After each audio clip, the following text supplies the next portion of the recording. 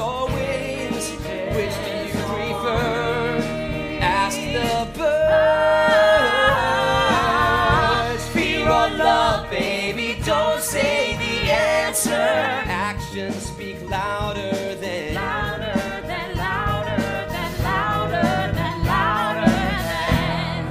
cages or wings. Which do you prefer? Ask the birds. Fear or love, baby, don't say the answer. Actions speak louder than they speak louder than actions speak louder than.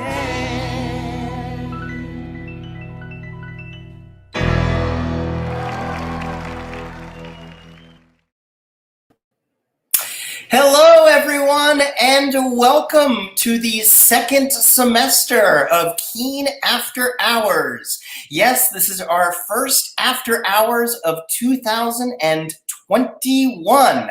I'm Jonathan Silverstein, the artistic director here at Keen Company. We are an off-Broadway theater company that in normal times produce our shows on Theater Row on 42nd Street.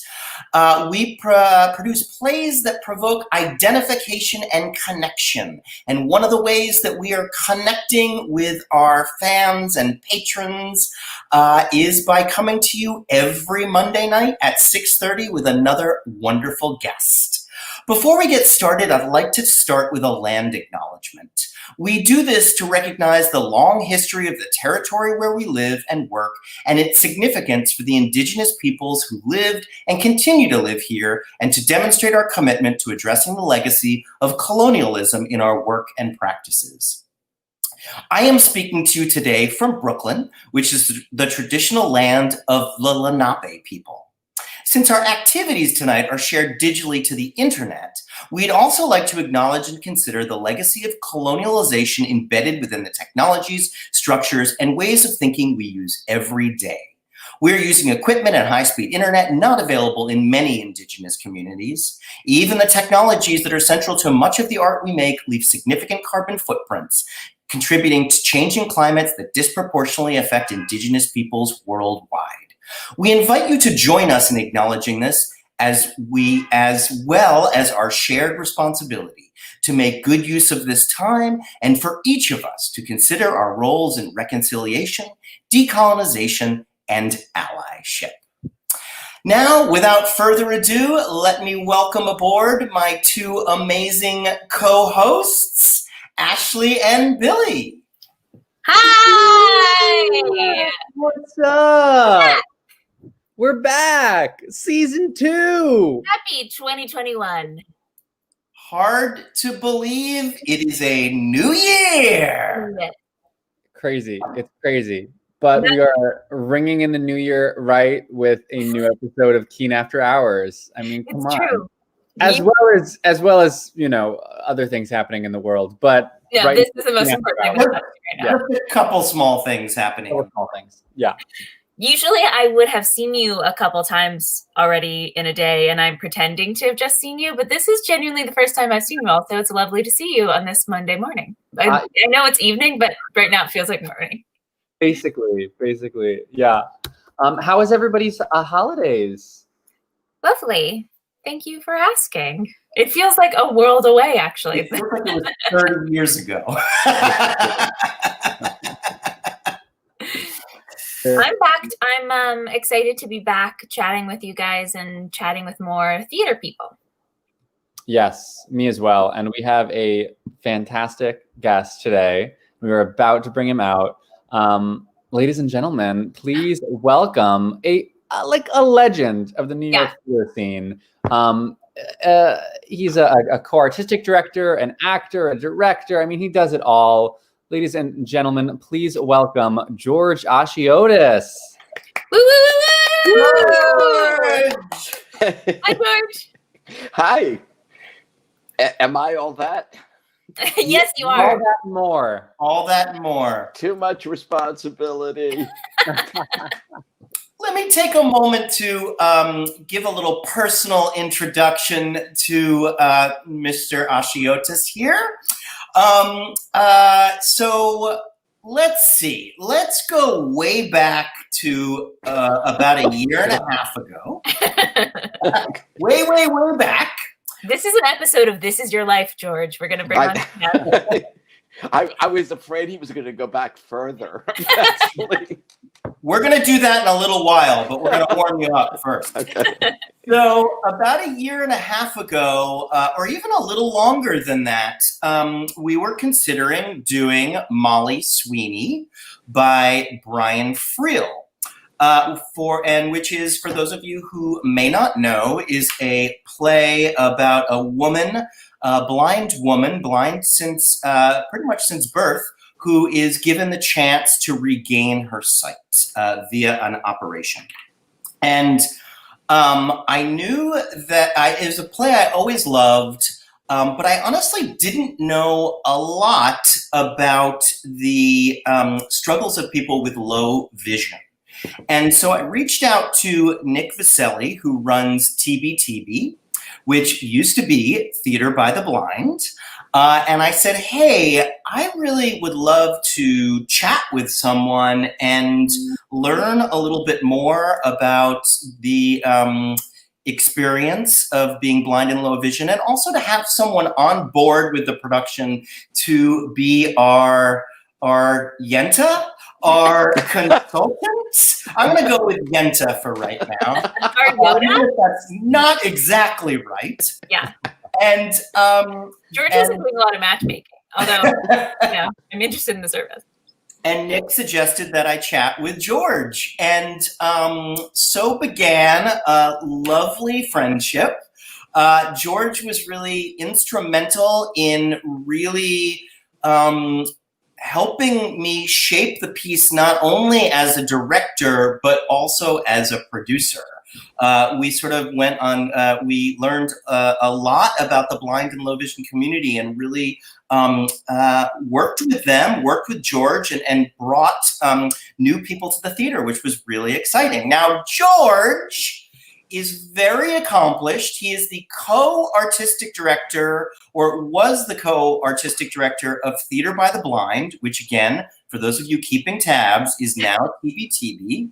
He is a very experienced director and actor. Indeed, he just acted a year ago in Croatia. Is that correct? Correct. Yes. And just so pleased to have you with us tonight, George. You are an absolute crucial member of the Keene family, and we're just so happy to have you with us. I'm honored to be a crucial member of the Keene Company. You guys are fantastic. I love working with you, and I admire the work that you all do. So thank you.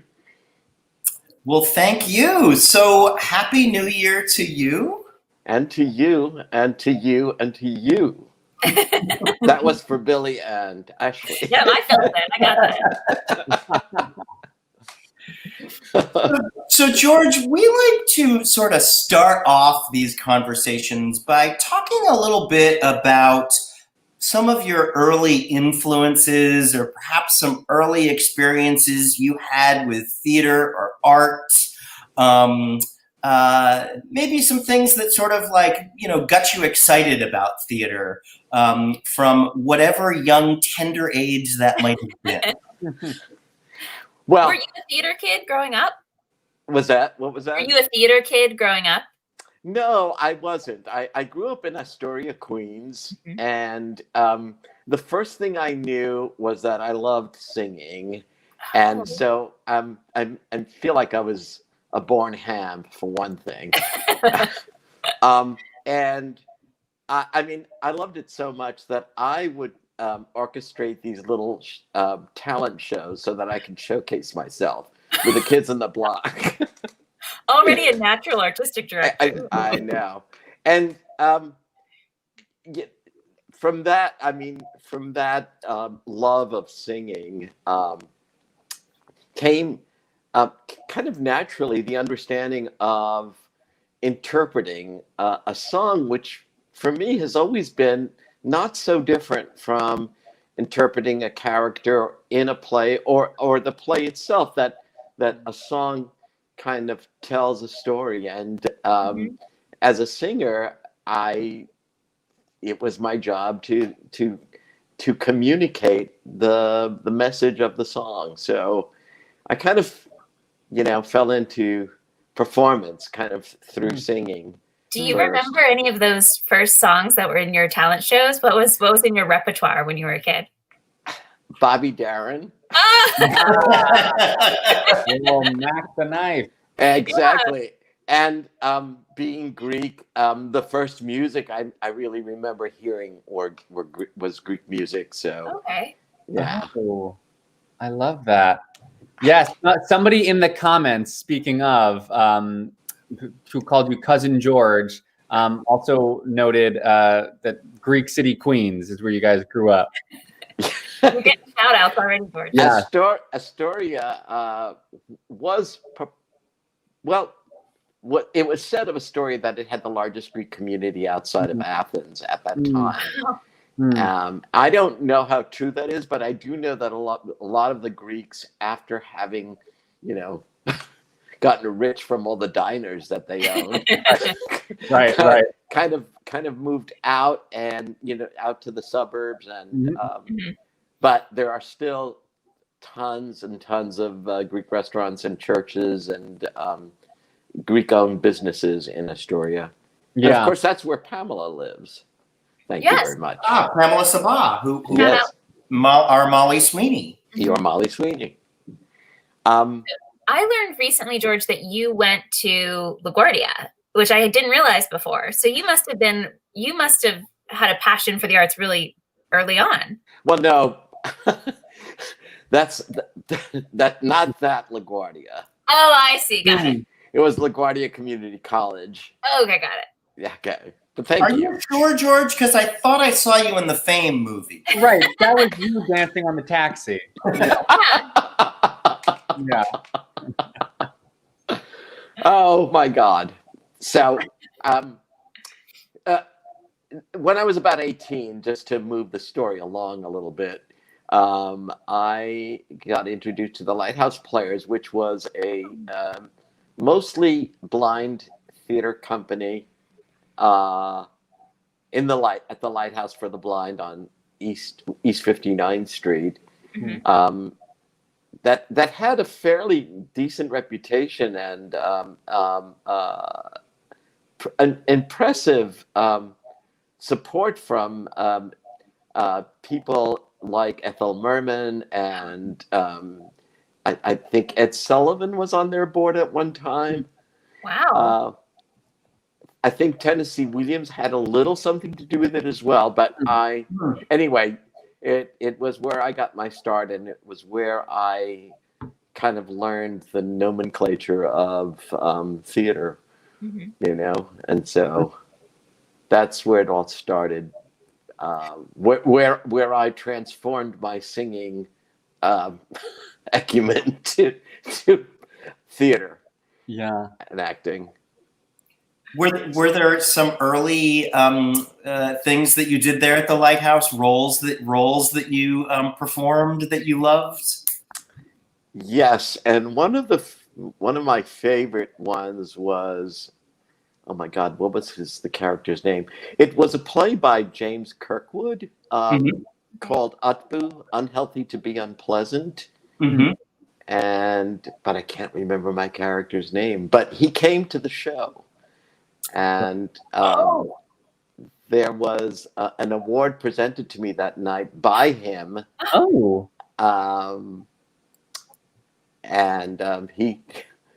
I say this with all due modesty, that he liked my performance in the role better than Tony Randall's.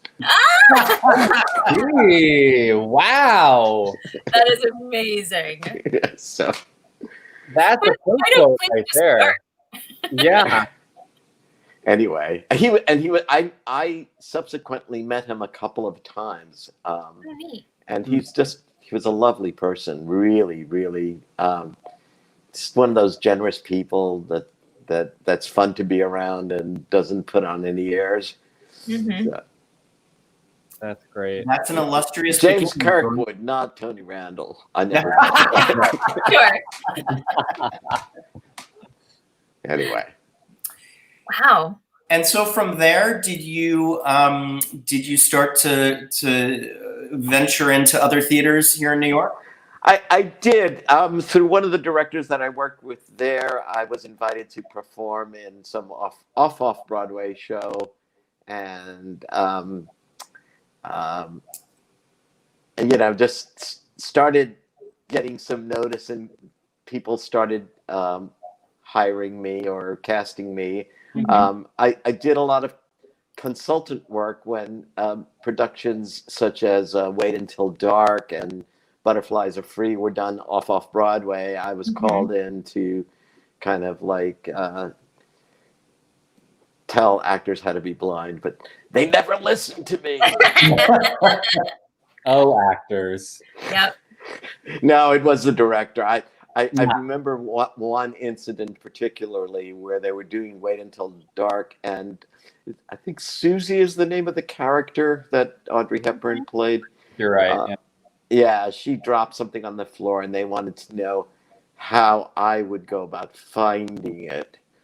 And I told them that I would gently use my foot first for economy of motion, and just kind of like search for it. And once I hit on something, I would then bend down to pick it up. But no, they wanted her on her knees doing this whole windshield wiper effect with her arms. Sure. Oh boy. Oh, okay. So I did a couple of things like that, and always was interested in theater, and continued until around I don't know, I think 75 or so, to do plays at the Lighthouse. But then in 1983, I met Ike Shamblin, who founded Theater by the Blind, at which time he was working with senior blind actors, and as a recreational therapy kind of thing. And also he was doing some recordings for the blind, gathering actors together and presenting the Romeo and Juliet, I think, was one of the pieces he was doing. Anyway, we met, and it became known to him that I was an actor, and he started using me in these little reviews that he was doing. And because of having been an experienced actor and an independent person, he decided that we would start seriously presenting and mounting plays rather than this recreational stuff, the recreational therapy that he was doing with these other actors. And so I was a founding member and an inspiration for his creating Theater by the Blind, which I later became an artistic director of. So, wow, I did not know the origin story of that. That's fascinating. Yeah, well, everything has an origin story. Are there things that surprised you about when you sort of transitioned to co-artistic director? Were there things that you needed to adjust to, or any, Well, I was introduced to, as you all already know, the administrative side of the art, which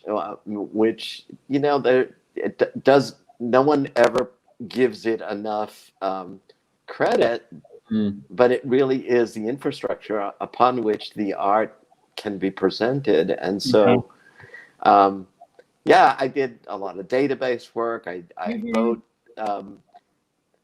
wrote some grants or portions of grants. I was the liaison between the administration and the actors. Did a lot of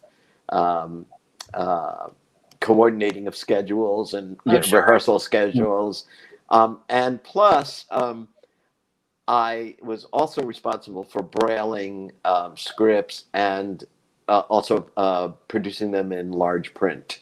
Mhm. I had a braille embosser in my house, Wow. so I could do that. Yeah, I mean an automated one, not one that You were like that I was manually doing. I could never. I mean, I would take the script, the text script, and kind of run it through what I knew about how things should look when they come out in Braille, and kind of like made adjustments so that the margins would be right and the character's name would stand out in the left margin and all that stuff. So yeah, I did that. Wow, I've never seen like an at-home Braille machine. I don't know if my brain can't quite fathom that, but it sounds very exciting. Sounds like you had your own full printing press. Yeah, but you won't see one for me because I don't have it anymore. Okay, great.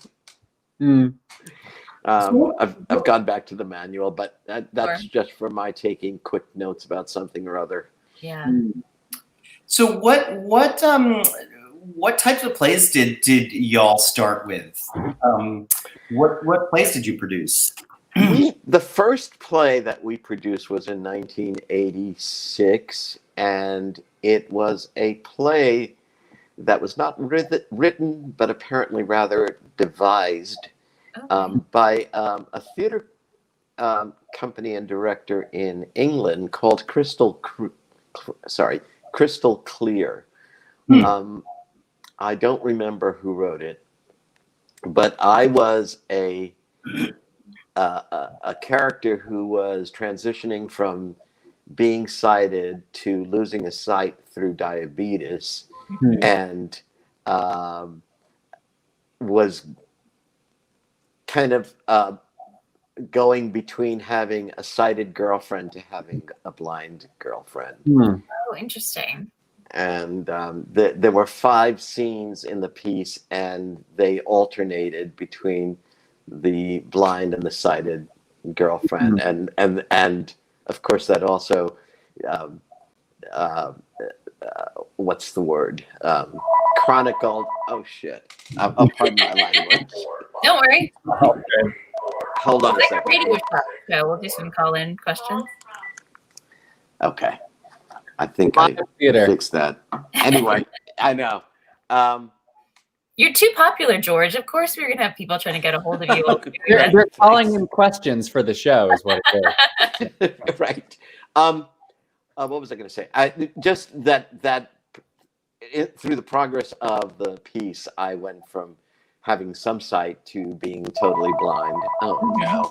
8, 4, 5, 5, 3, 4, 7, 8, 6. Can I just quickly say? Of course. Can't talk to you now. I'll talk to you later. Oh, I love it. I love how It's my family. They'll understand. Oh, God. I hope. All right, you can blame us for that. You can throw us under the bus. Please. Anyway. So that was the first piece we did. And Ike Shamblin really had a love for Shakespeare and Agatha Christie. So we did a lot of both. Well, not a lot, but we did a couple of Agatha Christie's and we did a few Shakespeare pieces. And it really was through Ike that I became exposed to and learned to work with Shakespeare text. Not that he was at all traditional in his, in his way of presenting Shakespeare. He highly believed in doubling and kind of really contemporizing the phrasing sometimes in the way Shakespeare was spoken. So, are you allowed to do that? I don't think he cared.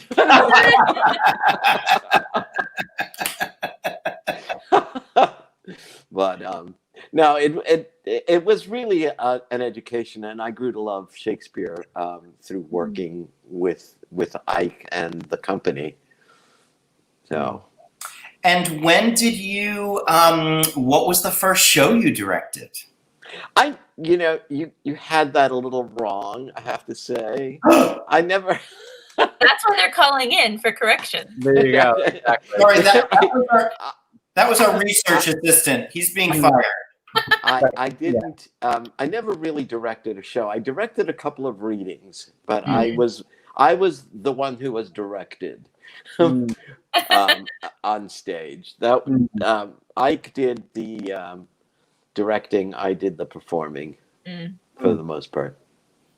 That's great. That's rare that you see an artistic director be an actor. I love that. Jonathan, take a hint. Get on that stage. Mm-hmm. I am waiting. George will need you to direct it then, if that's okay. Yeah. No. I need another director. I'll direct it. Okay. Swap roles. Perfect. I'm excited. Anyway. Well, I'm a big Agatha Christie fan, so if we want to bring back any of those, then. Well, the two pieces that we did, which I loved, were The Unexpected Guest, which I really loved. That was my favorite piece. And 10 Little Indians, which is no longer politically correct to say, I guess. Yeah, it's and then There Were None is the title of it. Right, that's right. Yeah. So, both great pieces. Yeah. Do you know The Unexpected Guest? I do. Mm-hmm. Yeah, I love it. I just think that it's the most kind of like not obvious whodunit. But anyway. Did you have any favorite parts? Well, I played Michael Stockweta, who was the lead in that. I was the unexpected guest. Thank you. Spoiler. Your role.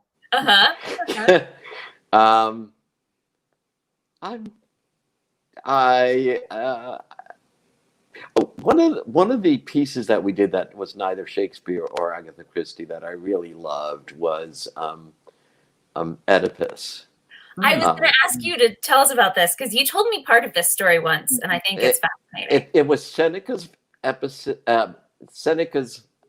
version, but translated by Ted Hughes. Okay. And it was kind of daunting because there was no punctuation anywhere in the script. Right? So you were really forced to shape it. And it was frightening, but also in the end so rewarding. And I, as a blind person, had kind of a lot of resistance to Oedipus because within that play there is the two diametrically opposed views of blindness. One being in the character of Tiresias, who was bestowed, inner vision was bestowed upon him after, who was it? Hera threw him out of Olympus and caused his blind. Whatever. I don't remember exactly. But anyway, so he had this like gift of vision, and the other end was Oedipus himself, who chose blindness as the most abject punishment for his sin, And as a blind person, living my daily life, I never wanted to live up or down to either one of those, expectations.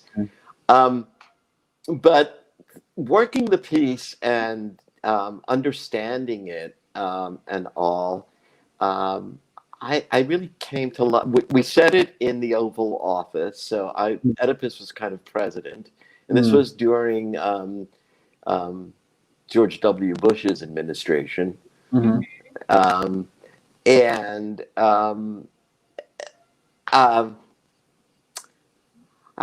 don't know when for me, what happened for me after he blinds himself. I thought that's when he really saw that he really understood what he had done and what was ahead, and he was embracing it. And so I don't know, the play for me took on a different, more palatable understanding or whatever. Anyway.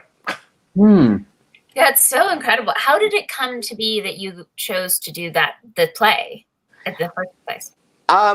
Well, I liked it, and he presented it to the company, and we liked. I mean, I immediately voiced my objections. Yeah. But I was overruled. So we wound up doing it, and I wound up loving it.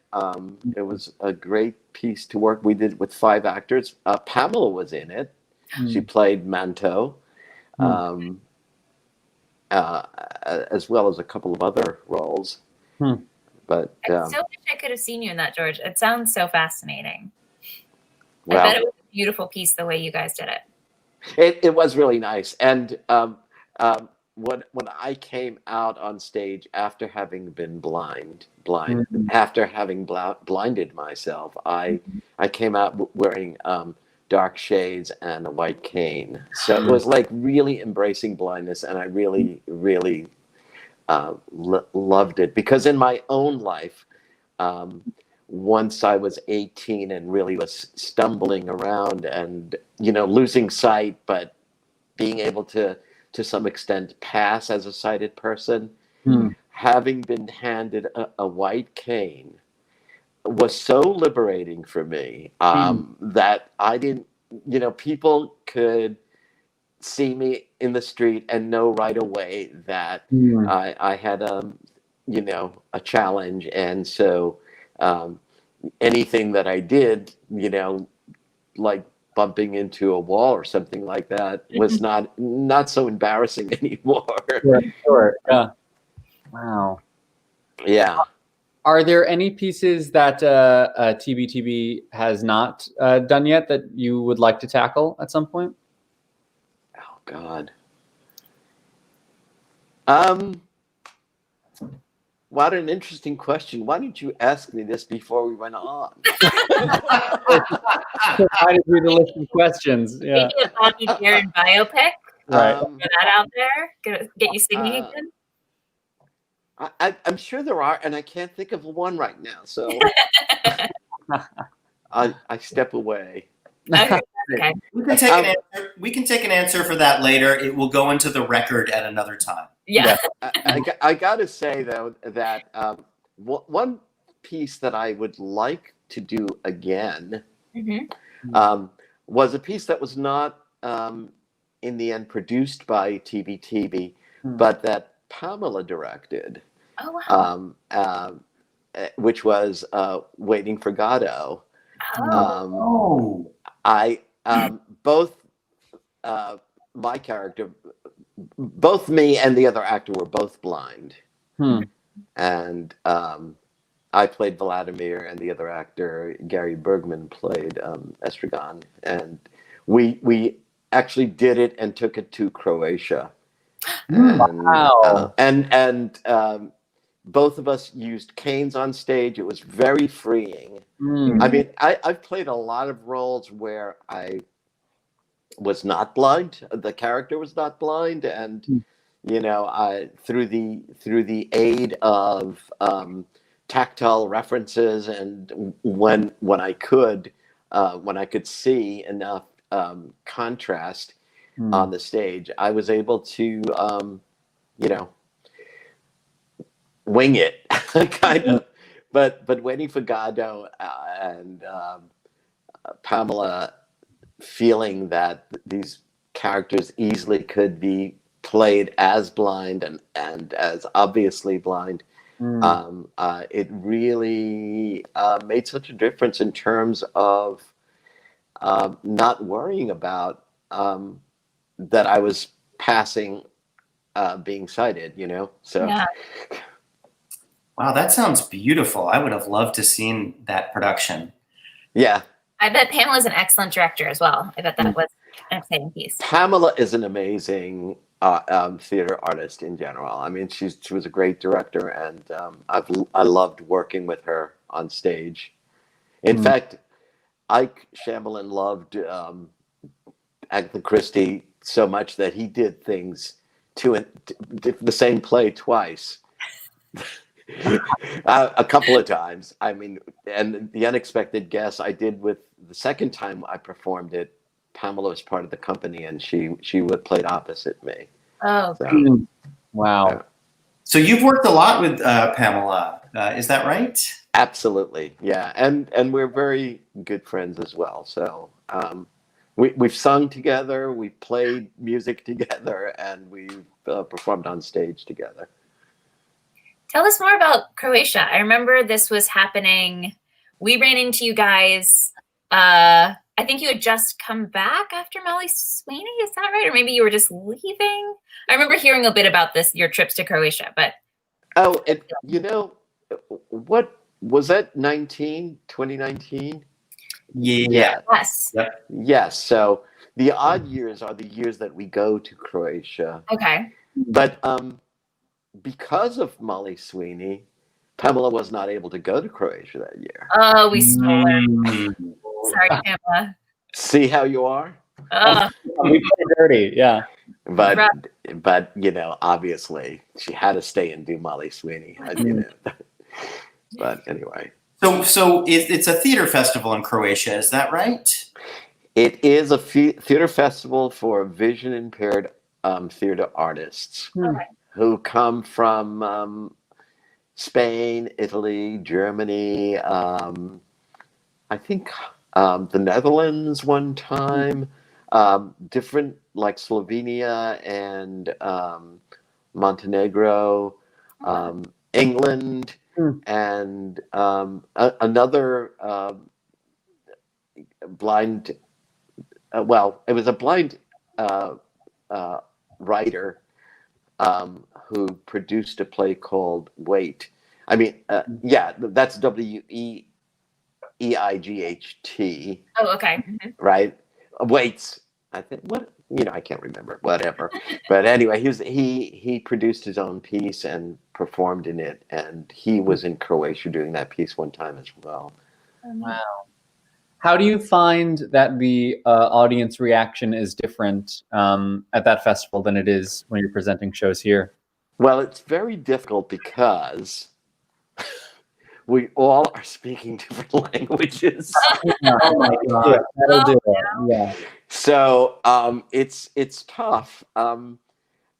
We sit, you know, like near a interpreter, and who you know, whispers things to us, and it's kind of distracting when you're on stage and you're hearing.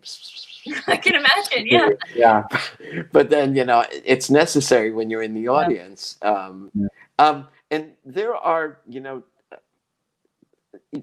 thankfully, I mean, a couple of times, you know, the play was familiar to me. So, you know, I didn't understand the language, but I knew what the play was about. And you still get a sense of, you know, the emotional content of the piece. And also following each performance, not the evening when it's performed, but the next morning, over coffee, we get together and we talk about the piece and discuss our challenges and the way different theater companies deal with the issue of being blind and on stage and what that's all about. Like for me here, I dealt with tactile references like a half round molding nailed to the stage and painted the same color as the stage, so so that nobody really knew that it was there except for me. Or dealing with runners that came from an entrance point and led to a particular point on the stage and stuff like that. So I was able to share that with people. And oh God, I forgot what I was just about to say. The other thing that we also talked about is how do you make theater accessible to blind audience members.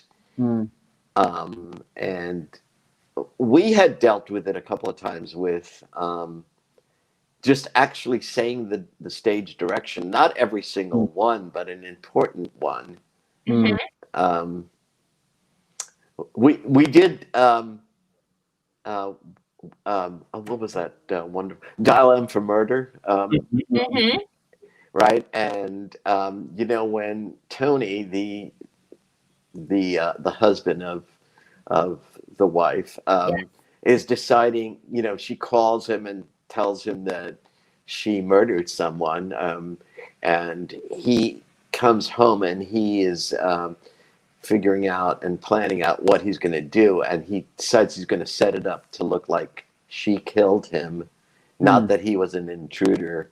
And so when I did it, I kind of like verbalized out loud, let's see, well, I should take this this piece, this stocking, and put it over here. And I should do this. And so it was very organic, and felt very, very natural, more natural than kind of reading out the stage direction. But you need to experiment with that stuff, because you do want to have you do want to have a way to communicate what's going on stage to someone who can't see it. When we had a writer's workshop, and when we did that, then we put it in the dialogue, so that we had more control over it. You didn't have to reverse engineer it. You just did it the way possible.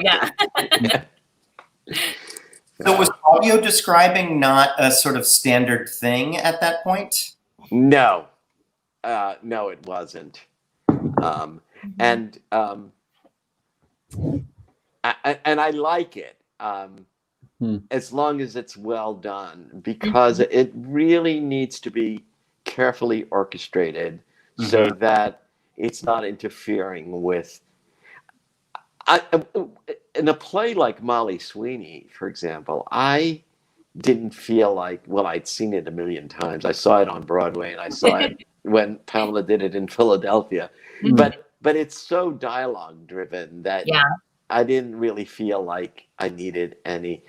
And that's true with a lot of plays, that even if they're not, like done in kind of like a monologue form, like Molly Sweeney is done, they're dialogue rich, and you get it. I mean, I think most plays are, except for maybe one or 2 points where maybe somebody comes in with a knife or something.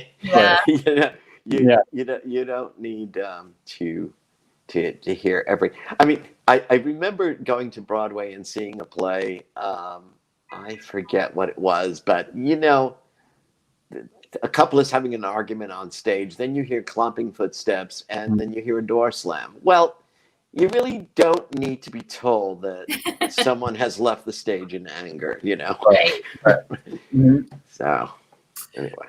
Well, we were, I believe you were coming to this performance, George.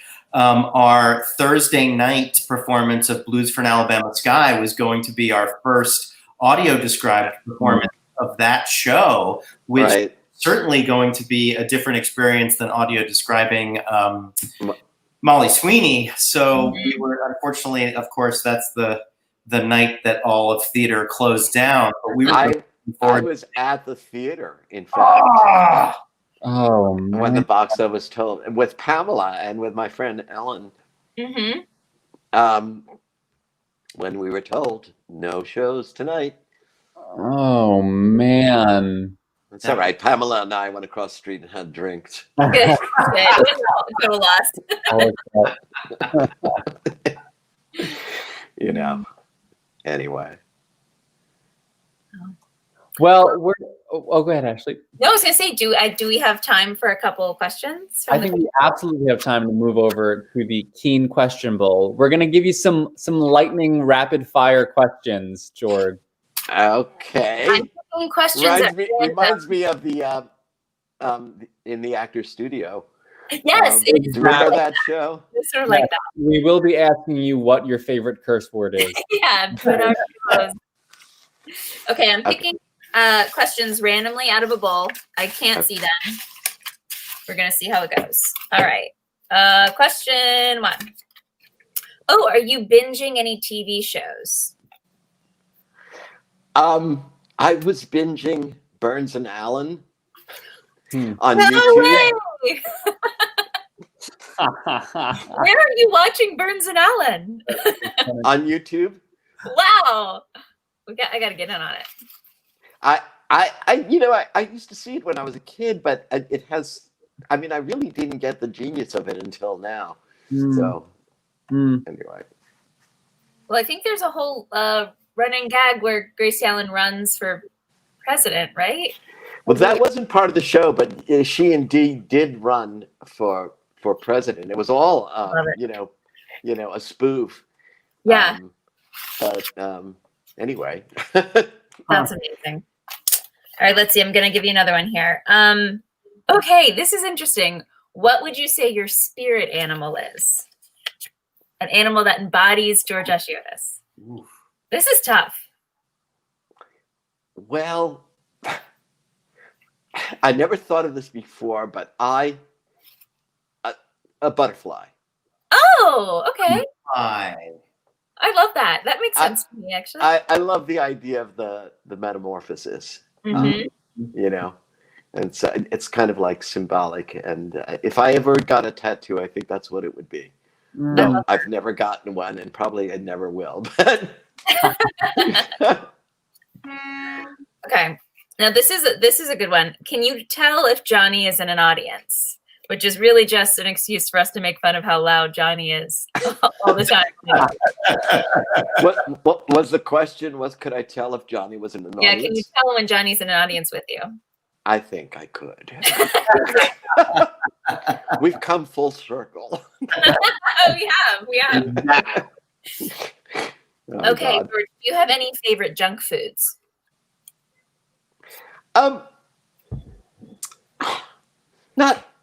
Not really junk foods. They're not like, loaded with sugar and or some bad chemicals. But I do all my shopping at Trader Joe's, and I love their sesame sticks. Oh, I think that's the healthiest junk food we've had quoted. But it sounds okay. Let's see, a couple more here. More? I'm sweating over here. Okay, I would love to know this. If you weren't involved in theater, what would your alternate profession be? You can't pick anything arts related. Nothing arts related? Okay, all right. You can pick something arts related. Okay, all right. But because I think I would probably, if I could see, I would draw. Because when I had vision as a kid, I was, I drew. Probably a teacher of some sort. That makes sense. Does it? That's a lot. What do you know about me that I don't know? Okay, I'm just kidding. Well, the next one I picked was dream role, but we know you're having trouble coming up with a new favorite role, so we're going to percolate on that. Okay, good. Let's see. Okay, just a couple more. Do you remember any sort of favorite things as a kid, like a favorite book or a favorite TV show or a favorite movie or anything? A favorite song, perhaps? Well, God. Okay, obviously I grew, I was a kid in the 50s, and I used to watch Ozzie and Harriet a lot because I loved Ricky Nelson. Love it. So Perfect. okay. Do you have a least favorite chore that you have to do around the house? Everything. I know. No. No, not really. I have a housekeeper that comes every month. Yeah. So I relegate all the. I don't like to ever do laundry. Yes. But I vacuum a bit. I cook a bit. Actually, speaking of that stuff, since COVID and this lockdown, I've been cooking more than I ever have. So, really, what have you been cooking? Do you have any go-to favorites? Well, chicken thighs and pork chops and a dish that my mother used to make called mujendra, which is a Middle Eastern dish that's otherwise known as majadara. It's a lentil stew, basically, which I make with basmati rice and cumin and garlic and sautéed caramelized onions. Yum. Wow. Hey, we know we can't come over necessarily, but if you want to package up little ones, we'll just stop right at the door. You ran on the sidewalk, we'll pick them up. It's a deal. It's a deal. George, you would be very proud of me. For Christmas Eve, I'm Italian, but for Christmas Eve, I made the most divine spanakopita from scratch. I was tapping into the Greek. I love it. You'll have to teach me how to make it. Sure. I'm gonna bribe you with sesame sticks every time I want a meal out of you. Okay. Billy has become a baker over quarantine, and we are waiting to all get back to see what he's going to bring into the office for us. There's a lot of mounting pressure, quite honestly, on that. I'll be there. I know where you guys are. Yeah, you know where to find us. Billy, how do you pronounce your last name? Is it Recchi? It's Recchi? It's Risi, but in Italy it would be Recce. Recce. Okay. Okay. Double C's. Yep. Yeah. Okay. Yeah. Well, the last question I pulled for you was if you have any crazy favorite, sort of outlandish live theater happenings. Any disasters that went wrong or crazy audience members or anything like that.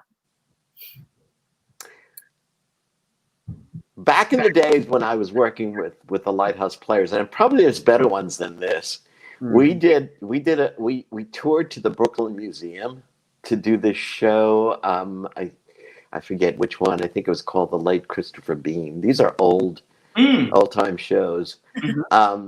And a couple of us made an exit, which we used a door, a real door that went into a hallway.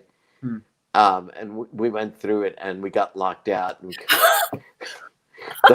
the whole show had to stop. Oh, yikes.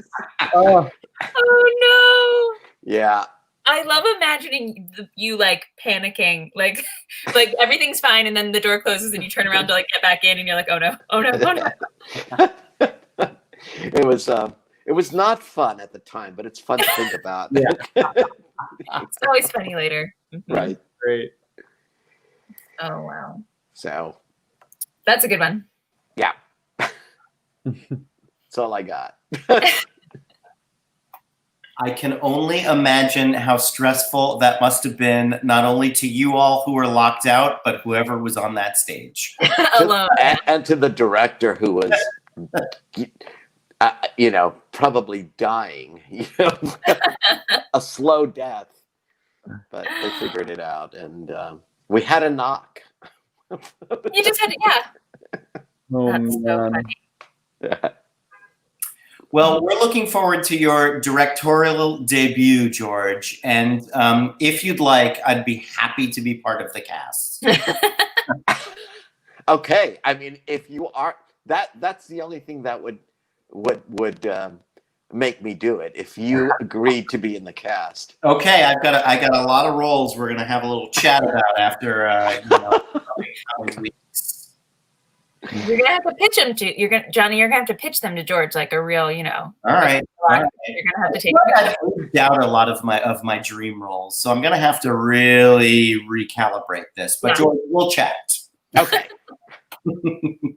Absolutely.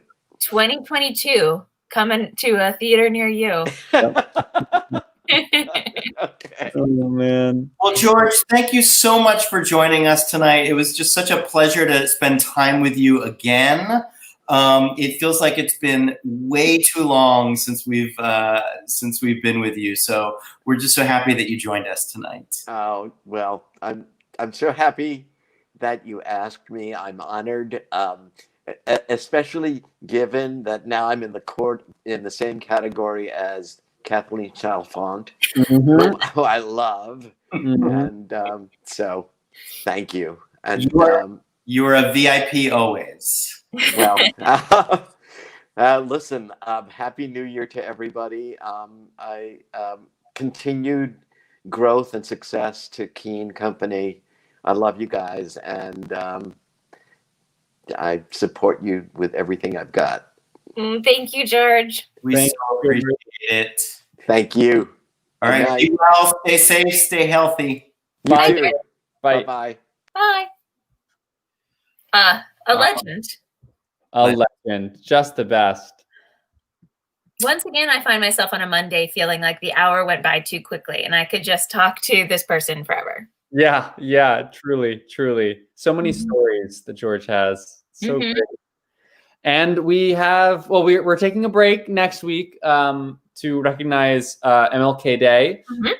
But the week after that, we have another really exciting guest, Chisa Hutchinson, who wrote Keen's production of Surely Goodness and Mercy, and is just writing up a storm. And yeah, you know her, you love her. She's incredible. One of the best new playwrights around, is joining us on the 25th, and we're so excited for that. And we're not going to be able to get it virtually, but she is the best hugger in New York City. Maybe that's part of the Keen Question Ball, is like hugging tips. Yep. She is the best hugger. I've never met anyone who hugged so well as she does. I hope that's in her intro in 2 weeks. Oh, it's definitely going in that intro. Already written. I love it. Well, if you are missing Keen Company in your life, we've got lots of ways you can catch up with Keen. We've got 1993 by Finkel. All 8 episodes are out right now on our website and on your podcast apps. Search Keen Company Here Now because it's part of our Here Now audio season, or go to our website and you can see it right on the homepage. 8 episodes. It's this amazing, immersive, unique, sort of like pulpy radio drama epic play. So we hope you guys will listen to it. We also have a bunch of Keen After Hours, which you can go back and watch on our website, including, as George mentioned, Kathleen Chalfant, Marcia Mason, George Salazar, Kate Baldwin. There's literally too many for me to think of, but every single one of them is exciting. And then, if you want to catch up on Chisa Hutchinson, we do have some clips from Surely Goodness and Mercy, which just might be floating around on the old YouTube. There's a playlist, a Quarantine playlist you can go through and watch. So there's lots of stuff happening at Keen Company, and more coming soon. We've got a lot coming soon. And it's been kind of crazy how we have been prolific even in the quarantine. So we've got some exciting things coming up all throughout the next 6 months. Yeah. Great. Well, we won't see you next week, but we'll see you the week after, right? Yes. So everyone, please stay safe, stay well, and we really look forward to seeing you at the virtual theater soon. Bye. Bye, guys.